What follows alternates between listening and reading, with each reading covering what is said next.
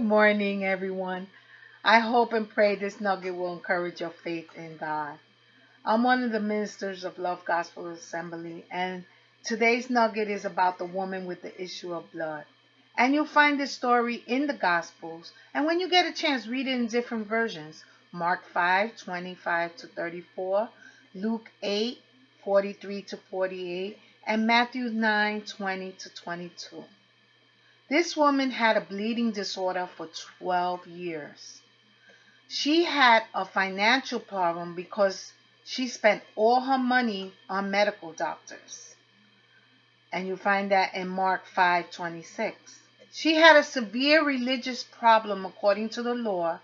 She was unclean. And you read that in Leviticus 15:25 to 27. It indicates that the woman would have been ceremonially unclean during the course of her illness. Therefore, she was defiled, destitute, and desperate. And with all the stories she heard, Jesus healed the blind to see, and the lame to walk, and lepers were made clean, and demon-possessed was set free. She knew, if only I can touch the hem of his garment, I can be healed. There are several things to think about. Faith requires a risk. She was not permitted to handle money, food, or attend service. So she was a radical risk taker because she went against the rules of her time for her healing and blessing. Imperfect but unwavering in her faith and persevering through the crowd. Her willingness to go out on a limb. Her willingness was common and a difficult one. Just like it can be difficult at times when we go through our trials. In Psalms 50:15, it says, "Call on me in the time of trouble, and I will rescue you, and you will honor me." True faith arrests God's attention. The word touch comes from the root word hepto, H-A-P-T-O, which means to fasten or cling to. Jesus asked, "Who touched me?" This woman was desperate situation. It's do or die.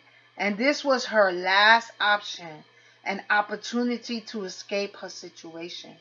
She clung to God in faith, even if it meant being fearful when Jesus asked, "Who touched me?" God's attention to her faith is not divided. He listened to the shame she had, the loneliness she had been bearing, and the disgraceful burden she had for 12 years. The desperation caused her to take a chance. Even when we get desperate, we cry out to God in prayer because we have no other choice. God works with imperfect faith.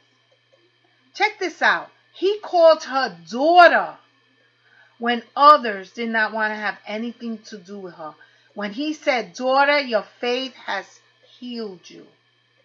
The real power was in her faith in God. And her faith was accepted even in its imperfection. It's about where your heart is in your interaction with God.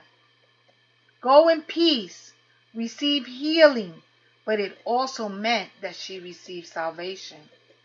The peace that comes with assurance of salvation was to be hers from now on. What is the meaning of the story? She demonstrated great faith in Jesus Christ. What lessons do we learn from the woman with the issue of blood? When God gives us his attention, he is never multitasking.